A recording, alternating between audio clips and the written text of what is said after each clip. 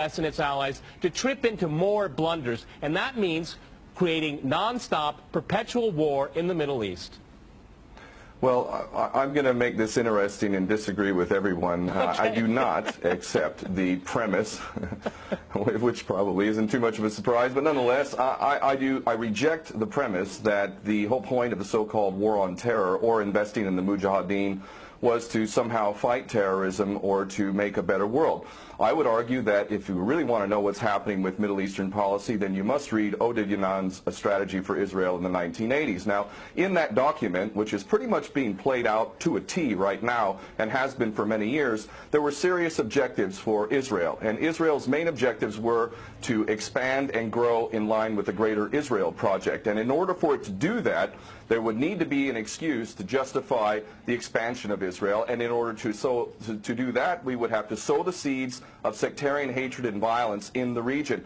The #1 target of this plan was Iraq. We've achieved that. That's not a failure. That's actually a success. Iraq is a failed state largely. It is an absolute basket case. Sectarian hatred is absolutely insane. We see the beheadings and all of this madness, and we think it's a disaster. No, it's not at all. In fact, it's all part of the plan to break up Iraq into 3 different states.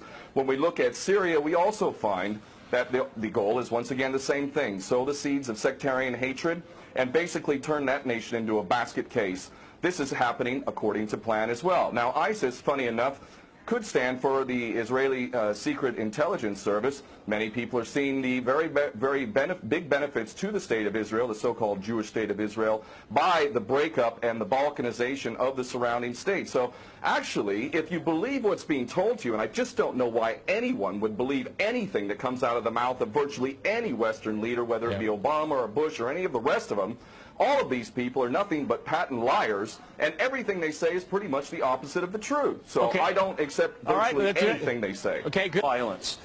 Barack Obama did not bite at the opportunity to get involved in Syria a year ago. In fact, at the time when he was ready to start bombing Assad, just about 13 months ago, and we have he backed off as soon as the first excuse came to mind. We've been supporting ISIS. There is absolute continuity between the policies of Iraq and breaking it up and breaking up Syria as well. It is beyond naive to suggest that the U.S. doesn't have its fingerprints all over ISIS. In fact, tell me this: why has ISIS never once, or al-Nusra Front or al-Qaeda, not once have they attacked Israel? In fact, ISIS militants are getting medical attention in the Golan Heights and in Israel itself. What does that tell you? There is absolute continuity, but the actual policy, just like the Project for a New American Century laid out very clearly, that a, quote, new Pearl Harbor would be necessary to achieve this goal of full spectrum dominance. You could never tell the American people, or the world for that matter, we're going to fight wars of aggression where we're going to have to invade and occupy, we're going to have to spend hundreds of billions, if not trillions of dollars to achieve the goal of full spectrum dominance, which is to control, absolute control over air, land, sea, and space and cyberspace. The American people never would have bought it, so you can't tell them that. You have to tell them a bunch of lies. And we see this over and over again. What you have to do, Ken, if I can go... It would absolutely no question that there must always be a boogeyman. In fact, you're sitting in Russia now.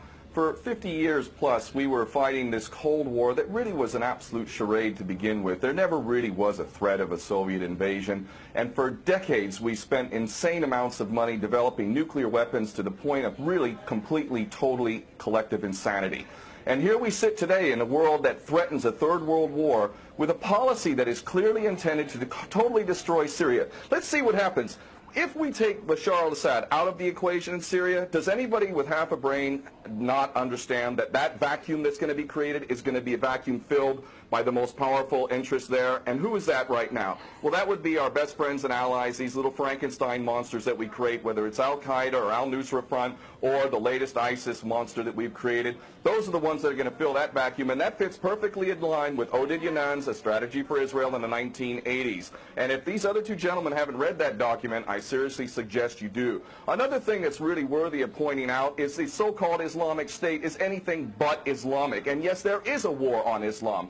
Islam is very understood by many Muslims around the world to be absolutely 100% forbidden for you to forcibly convert somebody to Islam or kill them. This is totally untrue. Back in the medieval times, when there was Muslim empires, it was an absolute understanding and policy amongst the Muslims who were in charge at that time that those who practiced whatever religion were allowed to continue practicing that religion, and they were not even forced to pay taxes into the Muslim empire itself. However, if people wanted to practice that religion, they would not be able to derive the benefits of the tax system and so on and so forth. The bottom line is no Muslim in their right mind would justify going in and literally executing men, women, and children simply because they don't convert to your religion. These people are not Islamic. They are creations of the monster, which is the empire of the United States and all its cohorts in Israel and England in particular. And this monster is purposely created to justify the continuing insanity of the never-ending war policy, which is really the core of America. And that is exactly why I renounced my U.S. citizenship. This madness cannot be considered anything but the major threat to the world. Okay, Peter, in New York, one of the things we've seen... There are very obvious solutions. One is to arrest the traitors in the U.S. Congress and White House who have sworn to uphold the U.S. Constitution, and somehow the American people have sat by while the President has afforded himself the power to execute anyone, anywhere, anytime, for any American citizen to be detained without any due process of law, no representation, incognito, and theoretically he could be condemned to death by a military tribunal in secret and executed. All of this operating under supposedly the United States Constitution. So all of these traitors need to be arrested first and foremost. When Netanyahu came to the Congress a couple years back, he received 29 standing ovations by these cowardly chicken hawk traitors. So the American patriots need to stand up and grab a pair and ultimately have some integrity and get rid of these traitors. Secondly, cut off all funding to Israel. Israel is a pariah state, a criminal state. It is committing active policies of genocide by the legal definition of the word according to Black's Law Dictionary. That country needs to be cut off right now. All of their attention needs to turn inward. Stop your little empire endeavors and full spectrum dominance and all of this sort of madness. Start taking care of your infrastructure back home. Start taking care of the American citizens who have worked their whole lives and now find themselves wondering how they're going to keep a roof over their head. All of that is very obvious and very sensible. Or America can continue to decline into an absolute total pariah state, hated and resented around the world, and maybe bring the whole world into World War III. I would prefer that we do the former instead of the latter, but ultimately we need some serious change in government, and that means getting rid of these traitors. Okay.